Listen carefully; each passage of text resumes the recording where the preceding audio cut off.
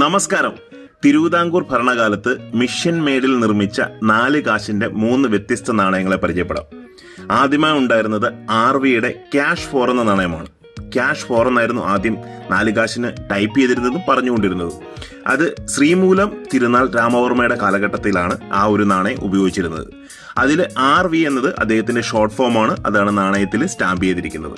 അദ്ദേഹത്തിന്റെ കാലശേഷം ഒരു റീജൻസി ഭരണം ഉണ്ടായിരുന്നു. ഈ സമയത്താണ് നാണയങ്ങൾ 4 ക്യാഷ് എന്നാക്കുകയും അദ്ദേഹത്തിന്റെ തന്നെ സ്റ്റാമ്പാണ് അത് ഉപയോഗിച്ചിരുന്നത്. റീജൻസി ഭരണമായിരുന്നു.